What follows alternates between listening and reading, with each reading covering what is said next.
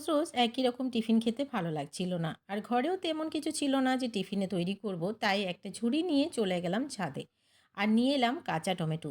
আর কাঁচা টমেটো দিয়ে এত সুন্দর একটা রেসিপি হয়েছে বন্ধুরা, তোমাদেরকে কি বলবো। একবার না হলে তোমরা এটা বানিয়ে দেখো, তোমরা নিজেরাই বুঝতে পারবে যে কতটা সুস্বাদু হয়েছিল। তাহলে আর দেরি না করে চলো বন্ধুরা, ঝটপট করে দেখে নিয়ে আজকের এই রেসিপি। নমস্কার বন্ধুরা, নন্দিনী সিম্পল কুকের আরও একটি পর্বে আপনাদের সবাইকে জানাচ্ছি স্বাগত।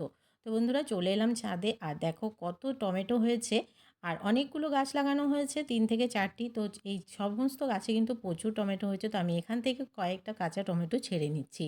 তো টমেটোগুলো যথেষ্টই বড় হয়েছে, দেখে বুঝতেই পারছো। ঠিক এইরকম বড় বড় সাইজের টমেটো নিয়ে নিতে হবে এই রেসিপির জন্য। তবেই কিন্তু রেসিপিটি খেতে দারুণ টেস্ট হবে। পাশে দেখতে পাচ্ছ পেঁয়াজকলি, বেগুন হয়েছে। তো কোনো একদিন সময় হলে তোমরা দেখতে চাইলে অবশ্যই আমার ছাদ বাগানটা ঘুরে তোমাদেরকে দেখাবো। তো দেখো এই গাছে কতগুলো টমেটো হয়েছে, কিন্তু এগুলো ছোট। তো এগুলো নেব না। এখানে হয়েছে বড় বড় দুটো লঙ্কা, এই লঙ্কাগুলোকেও নিয়ে নেব আজকের রেসিপির জন্য। তাহলে চলো বন্ধুরা, সমস্ত টমেটো তোলা হয়ে গেছে, এবারে নিচে চলে যায়। আর এই টমেটোগুলোকে ধুয়ে পরিষ্কার করে নিয়েছি। এবারে এই টমেটোগুলোকে কেটে নিতে হবে। এদিকে আমি একটা কিচেন বোর্ড নিয়ে নিলাম, আর নিয়ে নিচ্ছি একটা ছুরি। টমেটোগুলোকে সাইজ করে কেটে নিচ্ছি। আর এই রেসিপির জন্য কিন্তু এই রকম টমেটোগুলো নিলে ভীষণ ভালো হয়। আমি তোমাদেরকে অবশ্যই কেটে দেখিয়ে দিচ্ছি। এরকম গোল গোল করে কেটে নিতে হবে, তবে খুব বেশি মোটা বা খুব বেশি পাতলা নয়, একদমই মিডিয়াম করে কেটে নিতে হবে। আমি দেখিয়ে দিচ্ছি তোমাদেরকে।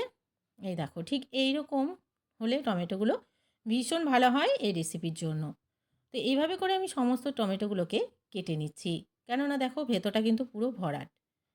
তার জন্য এই টমেটোগুলো হলে খুবই ভালো হয়। তো সমস্ত টমেটোগুলোকে আমি কেটে নিয়েছি, একই সাইজ করে সবগুলোই কেটে নিলাম। এদিকে একটা পাত্র নিয়ে নিলাম, আর এই পাত্রে আমি দিয়ে দিচ্ছি পেঁয়াজ কুচি। এখানে পেঁয়াজটা কিন্তু একটু বেশি পরিমাণে নিতে হবে। তো আমি 4টে বড় সাইজের পেঁয়াজ একদমই ঝিরিঝিরি করে কেটে নিয়েছি। তো দেখো পেঁয়াজগুলোকে কিন্তু পাতলা করে এভাবে কেটে নিতে হবে।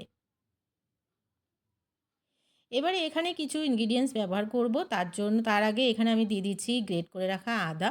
এখানে আমি কয়েক টুকরো আদা নিয়েছি, আর আদাটাকে একদমই মিহি করে গ্রেট করে নেব।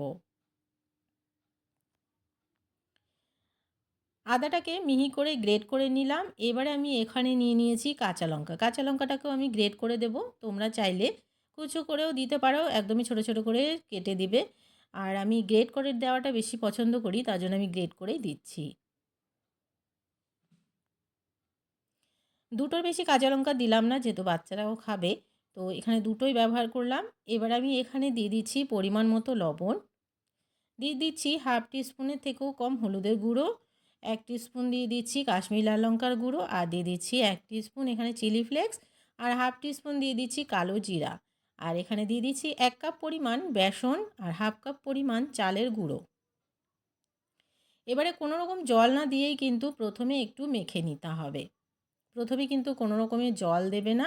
জল দিলে একদমই পাতলা ব্যাটার হয়ে যাবে, যেহেতু এই ব্যাটারটা আমাদের কিন্তু একদমই টাইট করে তৈরি করে নিতে হবে। তো এখানে অল্প পরিমাণে জল লাগবে বলে আমি একদমই অল্প হাতে করে নিয়ে অল্প অল্প পরিমাণে জল দিয়ে মেখে নিচ্ছি। তবে এই ডোটা কিন্তু টাইট করে মাখতে হবে। আমি আগেই বলে দিচ্ছি, বেশি পরিমাণে জল দেবে না। দেখো হাতে নিলেই বোঝা যাচ্ছে যে কতটা টাইট হয়েছে। 2 থেকে 3 চামচ পরিমাণ জল লেগেছে, খুব বেশি জল কিন্তু ব্যবহার করতে হয়নি। এবারে এদিকে যে টমেটো স্লাইসগুলো আছে সেগুলো আমি এখান থেকে নিয়ে নেব। আর এখানে এই পেঁয়াজের মাখাটা হাতে প্রথমে কিছুটা নিয়ে নিচ্ছি। নিয়ে একটা বল তৈরি করে নিলাম। এবার হাতে একটা শেপ দিয়ে নিলাম। আর যে টমেটো স্লাইসটা নিয়েছি সেটা এখানে রেখে ওপর দিয়ে আরও কিছুটা আমি পুর দিয়ে দিচ্ছি, আর দিয়ে খুব ভালো করে চারিদিক থেকে কিন্তু বন্ধ করে দেব। নাহলে যখন দেখবে ভাজা হবে আর আলাদা হয়ে যাবে টমেটোর থেকে কিন্তু এই পেঁয়াজের কোটিংটা।